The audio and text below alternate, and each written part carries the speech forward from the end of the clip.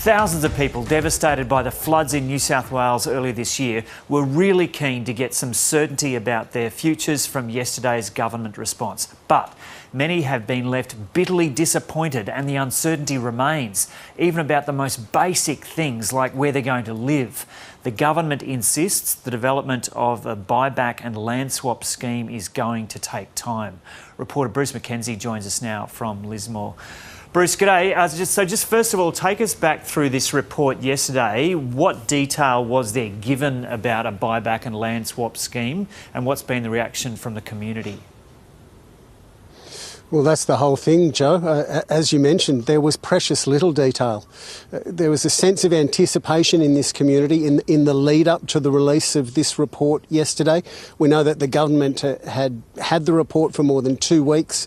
It's now almost 6 months since that first catastrophic flood, and people were expecting that yesterday they would finally get an idea of what the path out of this disaster might look like. But for many people, it just wasn't there. There was an acknowledgement that there was a need for a buyback or a land swap sort of deal to be on the table, but people don't know who is going to be eligible. They don't know what the terms would be like. I did question the Premier a little bit about it to even just get the concession that yes, the deal would be based on pre-flood market prices, because as you might appreciate, the real estate market in the worst flood-affected places, the bottom has just dropped out of it since these 2 catastrophic floods. But many people have been left disappointed and not much the wiser about what the future might hold. We're coming up to 6 months. We're at the 171-day mark, and people are just losing the drive and all of that good community spirit that we had in that first 100 days to lift ourselves up is starting to dwindle. So we need action now. So, Bruce, locals were really keen to hear that commitment to those pre-flood valuation buyback amounts, but there's still uncertainty about who's going to be eligible. Absolutely. People just don't know. There's no map of which streets and suburbs and areas might be eligible.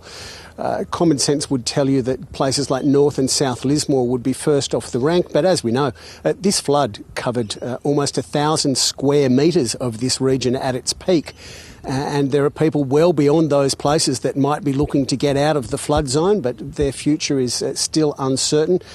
We had the local federal MP, who, by the way, is a Nationals MP, Kevin Hogan, the member for Page, was teeing off this morning about this report, saying it was way too little and way too late, and that he really expected more after all this time. The Premier, Dominic Perrottet, was collared by the media in Ballina this morning and was very much in the firing line, but he was defending the timing of this report and the detail that was contained within it. And it's not just in the Northern Rivers, obviously right across the state. We've had significant flooding and we need to do it in the right way possible.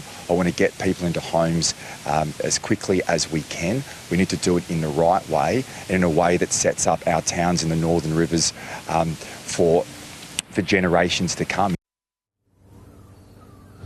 So, Joe, the waiting game continues, and the next important date, I suppose, is the end of this month. That's when we've been told there might be a process in place to allow people to register expressions of interest for a buyback.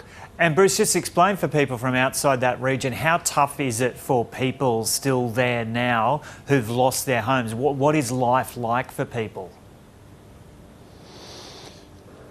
We've still got 1,300 people living in emergency accommodation. That might be a motel in another part of the region or even over the border. That might be an emergency hub. There are camps set up in places like Evans Head, and people are living in caravan parks and motorhomes.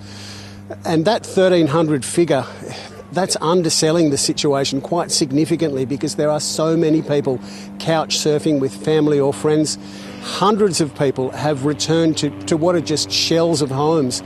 I know of people that are living in tents within their houses because there are no interior walls.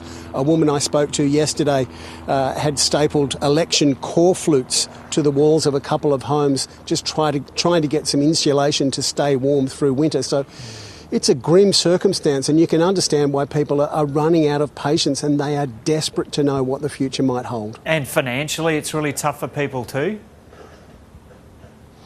Oh, certainly. Lismore, which was the worst affected area, even though it did affect the entire region, life is nowhere near back to normal in the Lismore CBD. I'd suggest less than half of the businesses are open again. So, yeah, many people, their working lives have been disrupted, their home lives have been disrupted, and they are desperate, as I say, for some sort of direction on how to get out of this disaster. Yeah, but it sounds like from what Dominic Perrottet was saying there this morning that the government insists it just can't move any faster on that buyback scheme for the moment, saying that I think the criteria will be up by Christmas. But yeah, a lot of people still frustrated with that pace. OK, we'll leave it there. Bruce Mackenzie reporting from Lismore in northern New South Wales.